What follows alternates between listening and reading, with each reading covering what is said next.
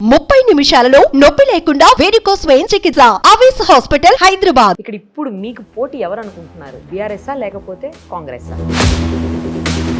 ఈ పార్లమెంట్ ఎన్నికలు వాళ్ళ పార్టీని టైటానిక్ అనేటువంటి పడవ ఒకటి ఉండే అని చరిత్రలో చెప్పుకున్నట్టు ఒక పార్టీ ఉండే అని చెప్పుకునే స్థితికి దిగజారుతుంది. గతంలో మీరు అధికారంలో రాకముందు బీజేపీ పరిస్థితి ఏంటి దేశవ్యాప్తంగా? దుబ్బాకలో ఎమ్మెల్యేగానే గెలవలేదు, ఆయన మెదక్ పార్లమెంట్లో ఎలా గెలుస్తారని చెప్పి మీ ప్రత్యర్థులు మాట్లాడుతూ ఉన్నారు. వాళ్ళకి ఏం ఆన్సర్ రాజకీయాల మీద అవగాహన ఉండి మాట్లాడుతున్నారా లేదా? ఎన్ని ఎంపీ సీట్స్ ఎక్స్పెక్ట్ చేస్తున్నారు ఈసారి మీరు? 17. ఇది ఓవర్ కాన్ఫిడెన్స్ ఏమో. యుద్ధం నేను గెలుస్తా అనుకుంటే సైనికుడు కత్తి పట్టుకొని యుద్ధంలోకి పోతాడు. నేను ఓడిపోతున్నా అనుకుంటే సైనికుడు కత్తి ఆడవారేసి వెనుకకు వారిపోతాడు. అందుకని 17కు 17 మేమే గెలుస్తాం. ప్రస్తుతం మనతో పాటు ఉన్నారు మెదక్ పార్లమెంటు నియోజకవర్గంలో నుంచి బీజేపీ తరపున ఎన్నికల బరిలో ఉన్నటువంటి రఘునందన్ రావు గారు. ఒక్కసారి ఆయనతో మాట్లాడదాం. సార్ నమస్తే. నమస్తే. ఎలా ఉన్నారు సార్? బాగున్నాం. ఎలా సాగుతుంది క్యాంపెయినింగ్? దగ్గరకు వచ్చేసింది, ఇంకా సూర్యుడితో పోటీ పడి నడిపిస్తా ఉన్నాం. అంతేనా? బాణుడి దగదగల్ని కాదని జన మధ్యలో తిరుగుతా ఉన్నాం. రెస్పాన్స్ ఎలా వస్తుంది? ఎందుకంటే మెదక్ అనేది మీకు గతంతో పోల్చినప్పుడు కొంచెం కొత్త ప్రాంతం. నా కొత్త ప్రాంతం ఎందుకైతే నేను పుట్టింది పెరిగింది మెదక్ పార్లమెంట్ నియోజకవర్గ పరిధిలోనే. పుట్టింది దుబ్బాకలో, చదువుకున్నది డిగ్రీ వరకు సిద్దిపేటలో. ఈ రెండు నాకు జన్మభూమి అయితే పెళ్లి చేసుకోగానే నేను వచ్చింది పటాన్ చెరువుకి. దాదాపు 30 సంవత్సరాల నుంచి నేను పటాన్చెరులో ఉంటున్నాను. దాదాపు 30 సంవత్సరాల నుంచి సంగారెడ్డిలో ప్రాక్టీస్ చేస్తున్నా అడ్వకేట్ని. సో ఈ పార్లమెంట్ పరిధిలో ఉన్న 7 అసెంబ్లీ నియోజకవర్గాల్లో 4 నియోజకవర్గాల్లో 2 జన్మభూమి అయితే, దుబ్బాక సిద్దిపేట నాకు జన్మభూమి అయితే, పటాన్చెరు సంగారెడ్డి 2 నాకు కర్మభూమి. ఈ 4 అసెంబ్లీ నియోజకవర్గాల్లో ప్రతి గ్రామంలో నేరుగా ప్రత్యక్ష సంబంధాలు దాదాపు 3 దశాబ్దాలుగా కలిగిన వ్యక్తిని. 2.5 దశాబ్దాల నా రాజకీయ జీవితం ఈ 4 అసెంబ్లీ నియోజకవర్గాలతో కలిసి నడుస్తుంది. అంటే రాజకీయ సంబంధాలు. నేను అదే చెప్తాను, ఈ 4 నియోజకవర్గాల్లో రాజకీయ సంబంధాలు ప్రత్యక్షంగా ఉన్న వ్యక్తిని. అట్లాంటి మా మెదక్ 10 నియోజకవర్గాల్లో తెలంగాణ వ్యాప్తంగా దాదాపు అన్ని అసెంబ్లీ నియోజకవర్గాల్లో చాలా మందితో డైరెక్ట్గా సంబంధాలు కలిగి ఉన్నటువంటి వ్యక్తిని నేను. కొద్ది మందిలో నేను ఒకరిని. సో ఎవరు కొత్త కాదు ఎక్కడైతే. ఈ నియోజకవర్గం నాకు కొత్త కాదు, కొట్టిన పిండి. ప్రతి ఊర్లో జెండా గద్దె కట్టినాం, ప్రతి ఊర్లో జెండా ఎగిరేసినాం, ప్రతి ఊర్లో పార్టీ నినాదాన్ని తీసుకొని పోయినాం. కాబట్టి మెదక్ రఘునందన్ కొత్త కాదు. ఇక్కడ ఇప్పుడు మీకు పోటీ ఎవరు అనుకుంటున్నారు? అటు బీఆర్ఎస్ఆ లేకపోతే కాంగ్రెస్ఆ? కాంగ్రెస్ పార్టీ ఇటీవల రాష్ట్రంలో అధికారంలోకి వచ్చింది కాబట్టి కొంతవరకు కాంగ్రెస్ పుంజుకున్నట్టు కనబడుతుంది. బట్ మెదక్ జిల్లాలో కూడా అదే పరిస్థితి కనబడుతుందని నేను అనుకుంటా ఉన్నాను. చంద్రశేఖరరావు గారికి ఎందుకు ఓటేయాలని ప్రజలు ఒక మీమాంసలోకి వచ్చిన్నారు. ఎందుకంటే రాష్ట్రంలో కాంగ్రెస్ పార్టీ అధికారంలో ఉంది, కేంద్రంలో 3వసారి నరేంద్ర మోడీ గారి నాయకత్వంలో భారతీయ జనతా పార్టీ రాబోతుంది. ఇది సూర్యుడు తూర్పున ఉదయిస్తాడనేది ఎంత నిజమో, కేంద్రంలో నరేంద్ర మోడీ గారి నాయకత్వంలో భారతీయ జనతా పార్టీ 3వసారి అధికారంలో రాబోతుంది అనేది అంతే నిజం. మరి అట్లాంటప్పుడు బీఆర్ఎస్కి ఎందుకు ఓటేయాలి? గల్లీలో లేదు, ఢిల్లీలో లేదు బీఆర్ఎస్ పోని 10 ఏళ్ళ ట్రాక్ రికార్డు తీసుకుంటే ఒక్క ఎంపీ కూడా పోయి ఢిల్లీలో మాట్లాడింది లేదు, కొట్లాడింది లేదు. 10 బస్సులు ఉన్న ఆయనకు టికెట్ ఇస్తే ఆయన 100 బస్సులు చేసుకున్నాడు. 2 పోల్ట్రీ ఫామ్లు ఉన్న ఆయనకి ఇస్తే ఆయన పోయి 10 పోల్ట్రీ ఫామ్లు చేసుకున్నాడు. 100 ఎకరాలు ఉన్నకి ఇస్తే వాడు పోయి 1000 ఎకరాలు చేసుకున్నాడు. వాళ్ళ తరఫున పోటీ చేసిన ఎంపీ క్యాండిడేట్లు అంతా వ్యక్తిగత వ్యాపార సామ్రాజ్యాల్ని విస్తరించుకోవడానికి ఢిల్లీని వేదికగా వాడుకున్నారు తప్ప ఒక్కరు కూడా జై తెలంగాణలే, ఒక్కరు కూడా జై తెలంగాణకు సంబంధించి అక్కడ ఏం కూడా కష్టపడలేదు, పని చేయలేదు. అందుకని బీఆర్ఎస్కి ఈ ఎన్నికల్లో BRS has no local stand అని చెప్తాను నేను. తిరుపతి పోతే 2 మనవి ఉండాలి. అయితే కత్తి మనది కావాలి, లేకపోతే నెత్తి మనది కావాలి. కత్తి మనది కాదు, నెత్తి మనది కాదు. ఇప్పుడు బీఆర్ఎస్ కోటేయడం వల్ల వచ్చే ఫలితం ఏముంటుంది? చంద్రశేఖరరావు గారు ముఖ్యమంత్రి గారు, కేంద్రంలో ప్రభుత్వం రాదు. నేను ఇంత గట్టిగా ఎందుకు చెప్తా ఉన్నా అంటే 2018 డిసెంబర్లో 2వసారి అధికారంలోకి వచ్చిన తర్వాత 63 సీట్లకి 88 సీట్లకు టీఆర్ఎస్ ఎదిగిన తర్వాత సారు, కారు, 16 ఢిల్లీలో సర్కార్ అని నినాదం తీసుకుంటే డబుల్ డిజిట్లు ఉన్న బీఆర్ఎస్ పార్టీ ఎంపీల సంఖ్య సింగిల్ డిజిట్లకు వచ్చింది. సాక్షాత్తు ముఖ్యమంత్రి గారి కూతురు నిజామాబాద్లో ఓడిపోయింది. ఇలా సార్ లేడు, కారు లేదు, ఢిల్లీలో సర్కార్ రాదు, సంకీర్ణం మాట లేదు, సార్ ఆల్రెడీ బాత్రూంలో జారిపడి తుంటిరిగిపోయి ఉన్నాడు, లేస్తాడా సస్తాడా తెలియదు. ఇంకెందుకు వేయాలి బీఆర్ఎస్కి? రేవంత్ రెడ్డి రానియాడు, రేవంత్ రెడ్డి రానియాడు, ఢిల్లీలో మేము రానియము. ఇక వాళ్ళు చేసేది ఏముంది? ఒకలో సగము గెలిచిర్రు అనుకోర్రి, పక్క పార్టీలు చూసుడు తప్పితే 543లో వాళ్ళు కనబడేది లేదు. కాబట్టి BRS Hess lost its ground in Telangana. Dubbaka ఉప ఎన్నికలలో ఓటమితో చంద్రశేఖరరావు గారి పార్టీ పునాదుల్ని నేను కదిలిస్తే ఈ పార్లమెంట్ ఎన్నికలు వాళ్ళ పార్టీని టైటానిక్ అనేటువంటి పడవ ఒకటి ఉండే అని చరిత్రలో చెప్పుకున్నట్టు టీఆర్ఎస్ అనే ఒక పార్టీ ఉండే అని చెప్పుకునే స్థితికి దిగజారిపోతుంది. అలా అంటున్నారు. అంతకుముందు అంటే గతంలో మీరు అధికారంలో రాకముందు బీజేపీ పరిస్థితి ఏంటి దేశవ్యాప్తంగా? 2 సీట్ల నుంచి మేము అంచెలంచెలుగా ఎదుగుతూ వచ్చినాం. కానీ వాళ్ళు ఉత్థానంకి వచ్చిన తర్వాత నిలబెట్టుకోలేదు. నేను నా ముసలి తప్పితే ఎవరు లేరు అని చెప్పిండ్రు. నా కొడుకు బిడ్డ అమెరికాలో సెటిల్ అయింది అన్నారు. నీలాంటి వాళ్ళే తెలంగాణకు భవిత అన్నారు. మలిదశ తెలంగాణ ఉద్యమాన్ని మలుపు తెలిపిన శ్రీకాంతాచారి తల్లి శంకరమ్మని కనీసం ఎమ్మెల్సీ చేయలేదు. ఓట్లకి నోట్లు ఇచ్చి కొనుక్కున్నారు. మీ ఎంపీలంతా కొనుక్కున్న వాళ్ళే, మీ ఎమ్మెల్సీలంతా కొనుక్కున్న వాళ్ళే. జై తెలంగాణ వాళ్ళందరినీ పక్కకు పెట్టినాడు. తెలంగాణ వచ్చినాక నై తెలంగాణ అన్న వాళ్ళందరినీ తెచ్చిండు. నేను వాళ్ళ రాక సందర్భంగానే నేను ఒక మాట చెప్పినాను, నేటి ఫిరాయింపుదారులే రేపు పిరంగులై పేల్తారు సారు అని చెప్పినాను. అర్థం కాలేదు ఆయనకి. మొదటి పిరంగి నిజామాబాద్లో వేలింది, ఆఖరి పిరంగి మన వరంగల్లో వేలింది. కేసీఆర్ను ఫామ్ హౌస్కే కన్ఫైన్ అవుతాడనేది నాకున్నటువంటి అవగాహన, అంచనా. సో అయితే మీకు పోటీ ఇప్పుడు కాంగ్రెస్ అని అనుకుంటున్నారా? ఈ రాష్ట్రంలో కాంగ్రెస్ పార్టీ అధికారంలో ఉంది కాబట్టి, 10 సంవత్సరాల తర్వాత అధికారం వచ్చింది కాబట్టి వాళ్ళు కొంత ప్రయత్నం చేస్తారు, నిలబెట్టుకునేందుకు ప్రయత్నం చేస్తారు. బట్ కాంగ్రెస్ కూడా వచ్చేటి కొంచెం లిమిటెడ్ సీట్సే వస్తాయి. ఎందుకంటే దేశవ్యాప్తంగా ఎన్డీఏ కూటమిలో భాగస్వామి అయినటువంటి పార్టీలలో పెద్ద పార్టీ దీది చెప్పింది, వెస్ట్ బెంగాల్ ముఖ్యమంత్రి ఏమని, కాంగ్రెస్కి సొంతంగా 40 సీట్లు రావు దేశవ్యాప్తంగా అని చెప్పింది. దేశవ్యాప్తంగా 40 సీట్లు రాని కాంగ్రెస్కి తెలంగాణ ప్రజలు ఎందుకు వేస్తారు? వేస్తే 1-2 వస్తుండొచ్చు అంతే.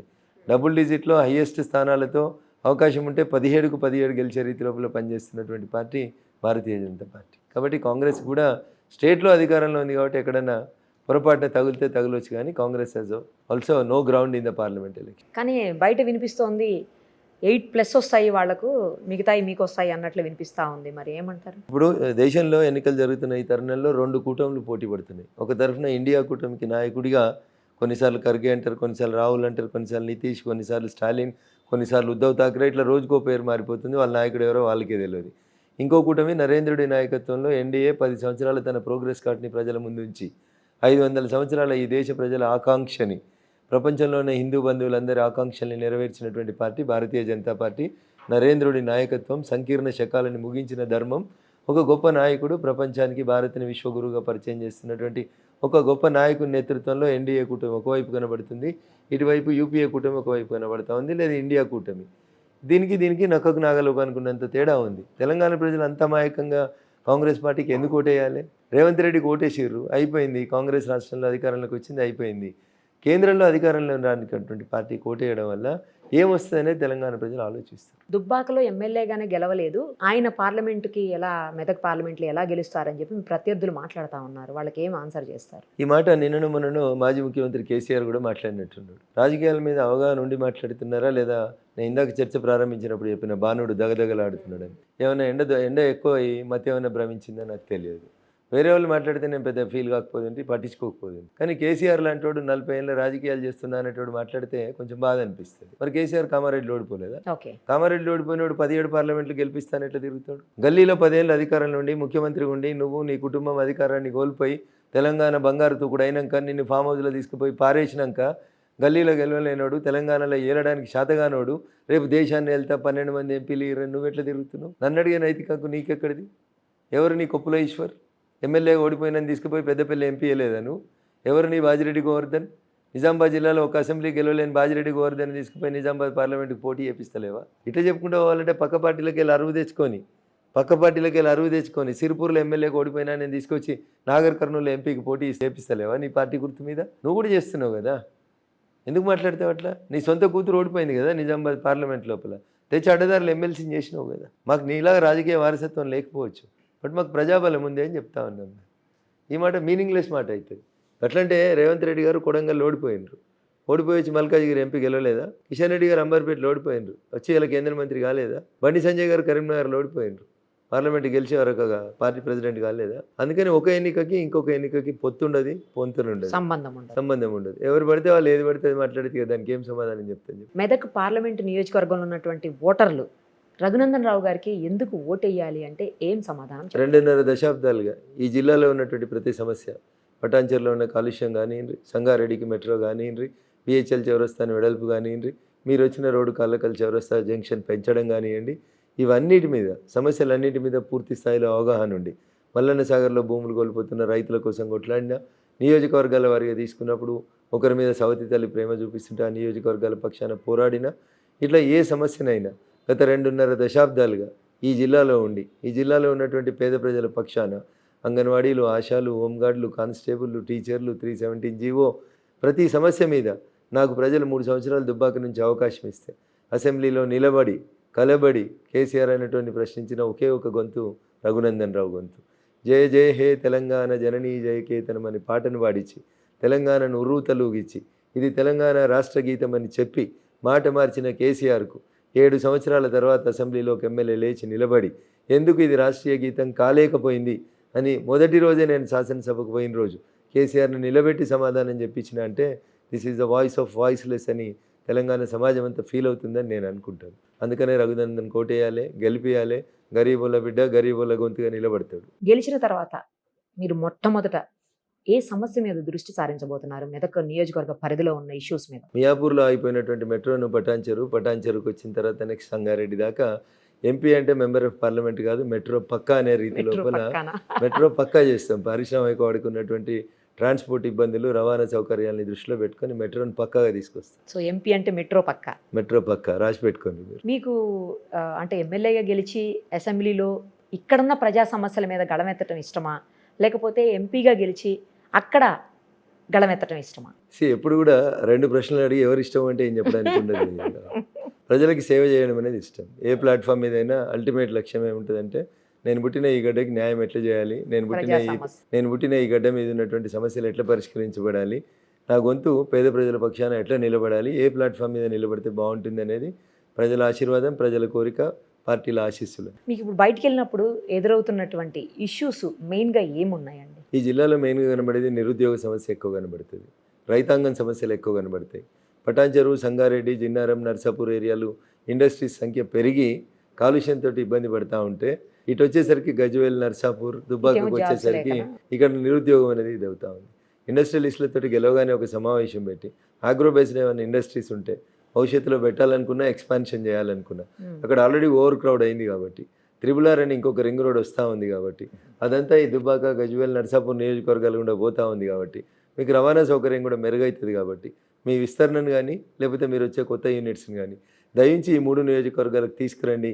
దానివల్ల స్థానికంగా కొంత ఎంప్లాయ్మెంట్ పెరగడానికి అవకాశం ఉంటుందని, అంటే ఎక్కడ కానీ బ్యాలెన్స్ చేస్తూ డెవలప్మెంట్ అనేది జరగాలి. ఒక దగ్గరనే డెవలప్మెంట్ అంతా జరిగి ఇంకొక దగ్గర జరగకపోతే వచ్చేటువంటి ఈ అసమానతల వల్ల రకరకాలైనటువంటి అవస్థలు వస్తూ ఉంటాయి. పటాన్చెరు ఒకప్పుడు మేమంతా కాలుష్యం మీద కొట్లాడినప్పుడు సుప్రీంకోర్టుకు పోయినప్పుడు వందే మాతర గీతం అర్థం మారుతుంది అని చెప్పేటోళ్ళం. సుజలం లేదు, సుఫలం లేదు, మలయజ శీతలం అనే మాటకు అర్థం లేకుండా పోయింది.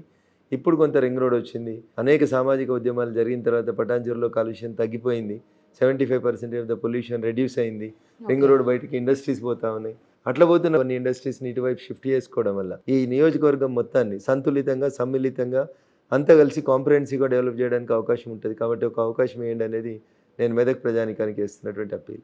రఘునందన్ రావు గారికి అంటే మిగతా వాళ్ళతో కంపేర్ చేసినప్పుడు పొలిటికల్ ఎక్స్పీరియన్స్ ఎక్కువే ఉండొచ్చు, బట్ అవతల వాళ్ళకి కొంత ఫైనాన్షియల్గా మీకంటే స్ట్రాంగ్ ఉన్నారు, సో మిమ్మల్ని ఆ రకంగా దెబ్బతీసే అవకాశం ఉంటుంది అని చెప్పి కొంతమంది మాట్లాడుతున్నారు. ఈ దేశంలో డబ్బే ప్రధానమైతే రైల్వే ప్లాట్ఫామ్ మీద ఛాయమ్ముకున్న నరేంద్ర మోడీ గారు ఈ దేశానికి ప్రధానమంత్రి గారు, గుజరాత్కి ముఖ్యమంత్రి గారు. టాటాలు, బిర్లాలు, అంబానీలు, అదానీలే ఈ దేశానికి ప్రధానమంత్రులు అవుతారు. పివి నరసింహరావు గారు ఈ దేశానికి ప్రధానమంత్రి గారు, చరణ్ సింగ్ గారు ఈ దేశానికి ప్రధానమంత్రి గారు, నరేంద్ర మోడీ గారు ఈ దేశానికి ప్రధానమంత్రి గారు. మీరు ప్రజాస్వామ్యం యొక్క గొప్పతనాన్ని మీరు అర్థం చేసుకోవాల్సింది ఏంటంటే డబ్బున్న వాళ్ళు చాలామంది ఉంటారు ఈ దేశంలో, కానీ వాళ్ళు ప్రజాప్రతినిధులు కాలేరు.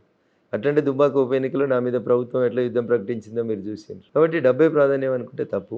జనం గుండెల్లో మనకుండే స్థానం మనం నిలబెడుతుంది అనేది నా ఆశ. అంటే కొంతేమన్నా మీకు అలాంటి ఇన్ఫో ఉందా? ఏమని? ఇట్లా ఫైనాన్షియల్గా కొంచెం నేనే చెప్పుకుంటున్నాను. నేను గరీబుల బిడ్డను, గరీబోని, మీ బిడ్డ ఉంటే నాకు కోటేయండి అని అంటున్నా. పైసలు నన్ను కోటైతే వాడు రేపు గేట్ లోపల కూడా రానియాడు కదా వాడు. అది ఆలోచించాలి కదా. నాకు 10 ఎకరాల ఇల్లు ఉంది, నాకు 30 బెడ్రూమ్లు ఉన్నాయి, నీ బెడ్రూమ్లోకి ఎవడొస్తాడు, ఎట్లా రానిస్తారు? అసలు నీ చరిత్ర ఏందనేది ఒకసారి ప్రజలు ఆలోచించుకోవాలి కదా.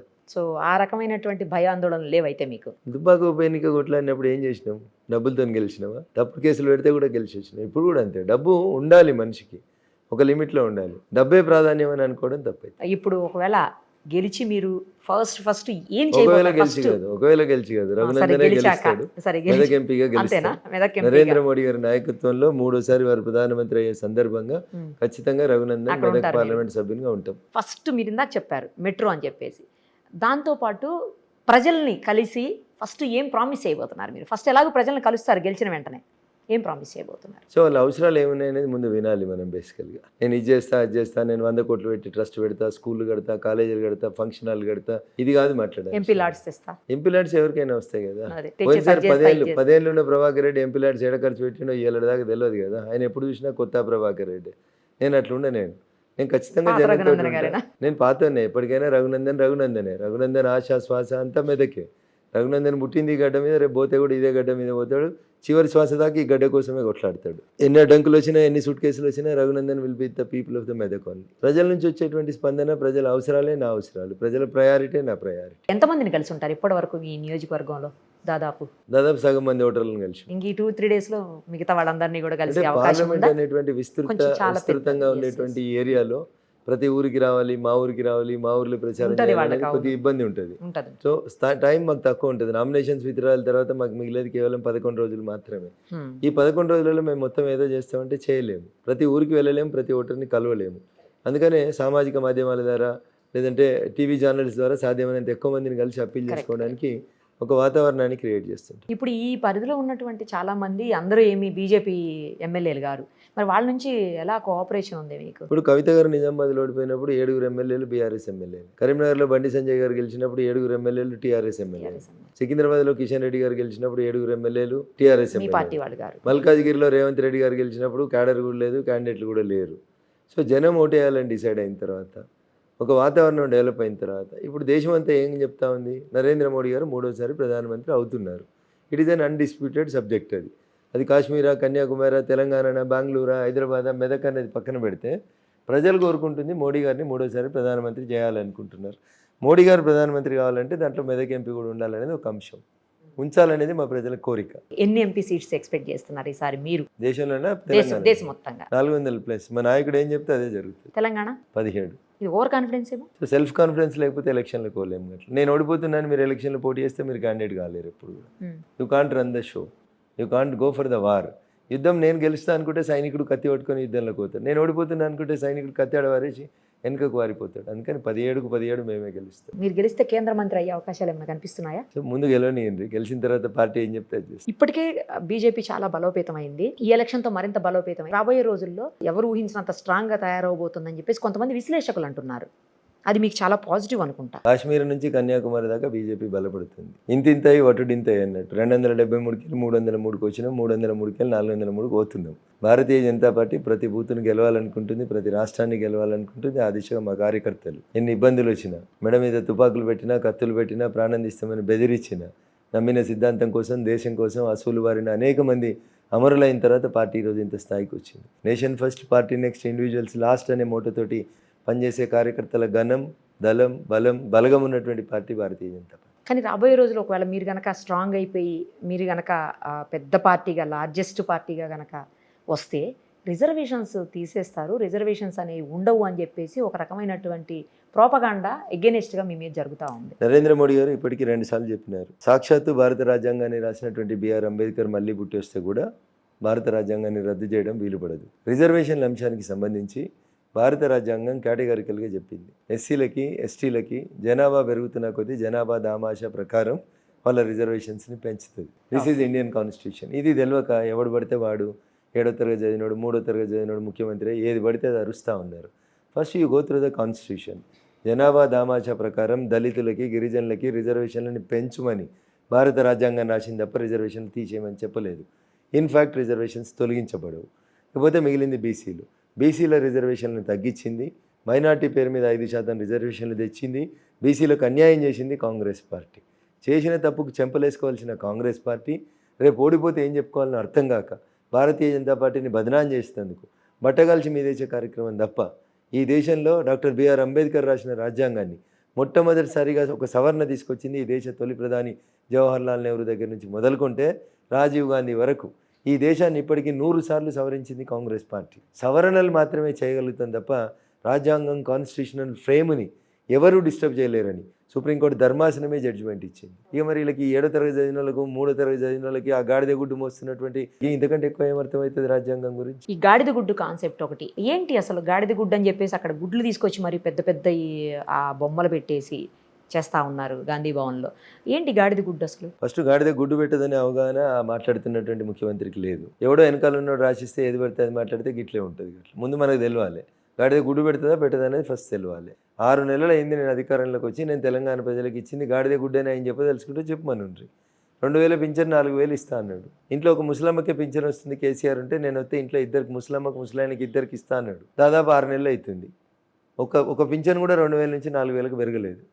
వీళ్ళంటి వాళ్ళని చూపిస్తూ మా చెల్లెలు లాంటి వాళ్ళు మహాలక్ష్మిలు, ప్రతి మహాలక్ష్మికి నెలకి 2,500,000 అకౌంట్లు వేస్తా అన్నాడు. 3 రోజుల క్రితం సాక్షాత్తు వాళ్ళ పార్టీ లీడర్ అని చెప్పుకున్న రాహుల్ గాంధీని తీసుకొచ్చి నిర్మల్లా బ్యాంక్ ఖాతాలలో నెలకు 2,500,000 వేస్తున్నాం, వేసినాం, మా ప్రభుత్వం వేసింది, ఏడాదికి 30,000 వస్తాయని హిందీలో వచ్చిరాని భాష.